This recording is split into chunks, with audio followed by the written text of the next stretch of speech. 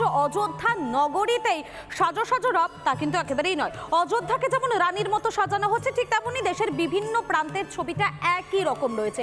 দেশের বিভিন্ন প্রান্তে কিন্তু এই মুহূর্তে সেলিব্রেশনটা শুরু হয়ে গিয়েছে। আর হবে নাই বা কেন বলুন তো, একটা মাহেন্দ্রক্ষণের সাক্ষী থাকতে চলেছেন পুরো দেশবাসী। এই মুহূর্তে নদিয়া শান্তিপুরের ছবিটা আপনাদের সামনে তুলে ধরবো। শান্তিপুরে সেখানেও একটা সাজো সাজো রব আপনারা দেখতেই পাচ্ছেন।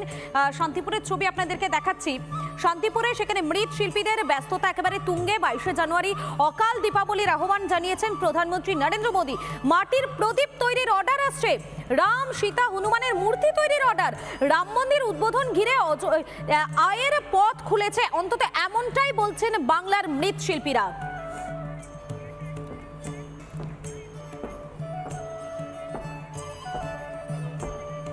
আমাদের সঙ্গে সরাসরি রয়েছেন আমাদের প্রতিনিধি রয়েছেন পলাশ আমাদের সঙ্গে। পলাশ, মৃৎশিল্পী যারা রয়েছেন তারা কি বলছেন, তাদের কি বক্তব্য? এই যে অকাল দীপাবলি এতটা বিক্রি এক ধাক্কায় বেড়ে গিয়েছে, তাদের কি প্রতিক্রিয়া?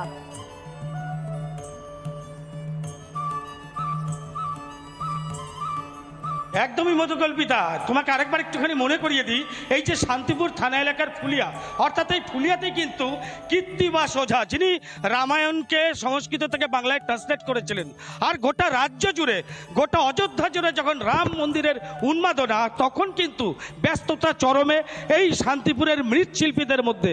তার কারণ এখানেও প্রচুর পরিমাণে মাটির যে রামের মূর্তি বিভিন্ন মন্দিরে তারা গিয়ে পূজিত হবেন, আর মাত্র কিছুক্ষণ সময়ের অপেক্ষা। তার মধ্যে এদের কিন্তু ব্যস্ততা একদম। আমি আমার ভিডিও জার্নালিস্টকে আরও দেখাতে বলবো, এখানে একের পর এক মূর্তি তারা অর্ডার পাচ্ছেন এবং বিভিন্ন জায়গায় সেই মূর্তিগুলোকে বিক্রি করছেন। আমি সরাসরি এবার একটুখানি প্রশ্ন করব, যারা এই মূর্তিগুলো বানাচ্ছেন, অর্থাৎ যে শিল্পী, আপনাদের এই সময় অকাল রামের অর্ডার পেয়ে বা কীরকম মনে হচ্ছে?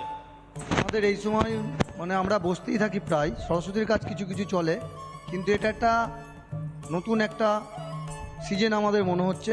তা শুধু আমার কারখানায় নয়, প্রত্যেক কারখানাতে কিছু না কিছু হচ্ছে, এটা আমাদের আনন্দিত।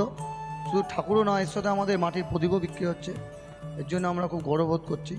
হঠাৎ করে রামের যে মূর্তির আপনাদের যে চাহিদা বেড়েছে, এটাকে কি নতুন করে আশার আলো বা আয়ের উৎস দেখছে? হ্যাঁ, অবশ্যই আয়ের উৎস তো অবশ্যই আছে, কারণ একটা মাটির প্রতিমা আমরা বিক্রি করার তো কাজ আমাদের। আমরা বিক্রি করে তো আমরা রুটি রোজগার করছি, এবং এই সময়টা একটা সিজনও একটা তৈরি হয়েছে, শুধু আমারই নয়, সমস্ত পালেরই।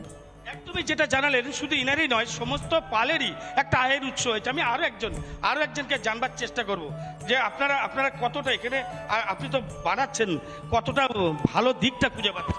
ভালো বলতে এখন ধরুন এই আমরা 6-7 জন কাজ পাচ্ছি একসঙ্গে এই রাম উদ্বোধনটা হওয়াতে, এই দিকে সবাই ভালোই আছে এখন।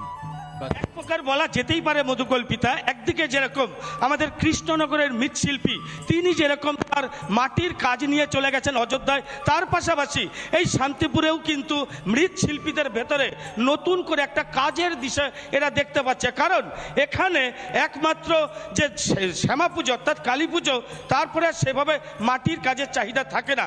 নতুন করে রাম মন্দির হয় বা বিভিন্ন জায়গায় রামের মূর্তি তারা যে এগুলো বানাতে পারছে, প্রচুর কারিগর একসঙ্গে কাজ পাচ্ছেন, অর্থাৎ বাংলায় যে রামের যোগ, এবং এখান থেকেই কিন্তু একটা আয়ের উৎস খুঁজে পাচ্ছেন এখানকার স্থানীয় যে সমস্ত মৃৎশিল্পীরা রয়েছেন। তারা বলছেন যে এই অকাল দীপাবলির ফলে কিন্তু তাদের আয়ের যে উৎস, সেটা কিন্তু আরো একবার সেই রাস্তাটা খুলে গিয়েছে। ধন্যবাদ তোমাকে পলাশ।